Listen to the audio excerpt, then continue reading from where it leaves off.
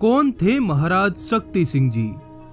इतिहास का एक ऐसा योद्धा जिसे अब तक महाराणा प्रताप के विरुद्ध युद्ध करने के लिए दोषी ठहराया जाता है, जबकि वे इस दोष के जिम्मेदार थे ही नहीं। वे तो एक सच्चे देशभक्त थे जिन्हें इतिहास की किताबों ने गद्दार साबित करने में कोई कसर नहीं छोड़ी। चलिए आज जानते हैं महाराज शक्ति सिंह जी के इतिहास के उस अनजान अनसुने हिस्से को। दोस्तों इस वीडियो को पूरा जरूर देखिएगा। चलिए शुरू करते हैं। शक्ति सिंह जी का जन्म साल 1540 ईस्वी में हुआ था। पिता मेवाड़ के महाराणा उदय सिंह जी थे। माता महाराणा उदय सिंह जी की दूसरी रानी सज्जाबाई जी सोलंकिनी थी। इनके सगे भाई वीरमदेव जी थे। बड़े भाई महाराणा प्रताप के जन्म के कुछ ही महीनों बाद शक्ति सिंह जी का जन्म हुआ। बचपन में दोनों भाइयों के बीच कोई भी मनमुटाव नहीं था। एक दिन महाराणा उदय सिंह दरबार लगाए बैठे थे कि तभी दरबार में एक तलवार बेचने वाला आया। महाराणा ने तलवार की धार देखने के लिए एक महीन कपड़ा तलवार पर फेंका, जिससे कपड़े के दो टुकड़े हो गए। कि तभी कुंवर शक्ति सिंह तलवार की धार देखने के लिए अपना ही अंगूठा चीरकर बोले कि वाकई तलवार में धार मजबूत है।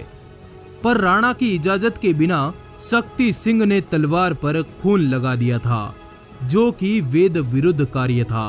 राज मर्यादा भंग करने पर महाराणा उदय सिंह ने क्रोधित होकर कुंवर शक्ति सिंह को दरबार से बाहर निकलवा दिया। इस बात पर कुंवर शक्ति सिंह जीवन भर महाराणा से नाराज रहे। भरे दरबार में अपने अपमान के आंसू पोंछते शक्ति सिंह अब जंगलों में रहने लगे। कुंवर शक्ति सिंह को सत्ता का कोई लोभ नहीं था। उनकी नाराजगी केवल महाराणा उदय सिंह जी से थी। दूसरी ओर इस वक्त दिल्ली पर अकबर की हुकूमत थी। वो आए दिन राजपुताने की अलग अलग रियासतों पर अपनी सेनाएं खड़ी कर देता। इसी कड़ी में 31 अगस्त साल 1566 ईस्वी को अकबर ने धौलपुर में पड़ाव डाला, जहां उसकी मुलाकात मेवाड़ के कुंवर शक्ति सिंह से हुई। इस दौरान प्रसिद्ध लेखक अबुल फजल भी वहीं मौजूद था। अबुल फजल ने अकबरनामा में शक्ति सिंह जी का नाम सत्ता सिंह लिखा है। अबुल फजल अकबरनामा में लिखता है कि शहंशाह हिंद ने धौलपुर में पड़ाव डाला। यहाँ उनकी मुलाकात राणा उदय सिंह के बेटे सत्ता से हुई, जो कि उस महाराणा प्रताप का सगा है। शहंशाह ने सत्ता से कहा, हम तुम्हारे पिता महाराणा उदय सिंह के राज्य पर चढ़ाई करेंगे, तुम चलोगे हमारे साथ? यह सुनते ही सत्ता गुस्से में आकर शहंशाह को सलाम किए बगैर ही वहां से चला गया। शक्ति सिंह जी ने अकबर के हमले की सूचना तुरंत चित्तौड़ जाकर महाराणा उदय सिंह को सुनाई, जिसके बाद ही युद्ध की तैयारियां और राज परिवार की रक्षा हो सकी। एक बार किसी बात पर महाराणा प्रताप का उनके छोटे भाई शक्ति सिंह जी से झगड़ा हो गया। बीच बचाव करने आए राज पुरोहित नारायण दास पालीवाल भी यह लड़ाई नहीं रोक पाए, जिस पर राज पुरोहित ने लड़ाई रोकने के लिए आत्महत्या कर ली। एक मत तो यह भी है कि शक्ति सिंह जी की तलवार के वार से अनजाने में नारायण दास जी का देहांत हुआ, जिससे नाराज होकर महाराणा प्रताप ने शक्ति सिंह जी को मेवाड़ से निष्कासित कर दिया। शक्ति सिंह जी साल 1572 ईस्वी से 1576 ईस्वी तक डूंगरपुर के रावल आसकरण की सेवा में रहे, लेकिन अपने उग्र और गुस्सैल स्वभाव के चलते डूंगरपुर के किसी जगमाल नाम के मंत्री का वध कर देने पर इन्हें डूंगरपुर भी छोड़ना पड़ा, जिसके बाद थक हार कर यह मुगल सेवा में चले गए। शक्ति सिंह जी के सिर्फ मुगल सेवा में जाने का वर्णन मिलता है, लेकिन मुगलों की तरफ से इनके द्वारा एक भी युद्ध में लड़ने का कोई भी प्रमाण नहीं मिलता। शक्ति सिंह जी मुगल सेवा में कुछ महीने ही रहे थे। हालांकि कुछ महीनों तक मुगल सेवा में रहने का वर्णन भी कवि लोगों का लिखा हुआ है, अन्यथा उस काल के किसी भी मुगल लेखक ने शक्ति सिंह जी द्वारा मुगल अधीनता स्वीकार करने का जिक्र किसी भी किताब में नहीं किया। हल्दी घाटी के युद्ध में भी शक्ति सिंह जी ने मुगलों की तरफ से युद्ध में भाग ही नहीं लिया। यदि भाग लिया होता तो युद्ध में मौजूद अबुल कादिर बंदायूनी उनके बारे में जरूर लिखता।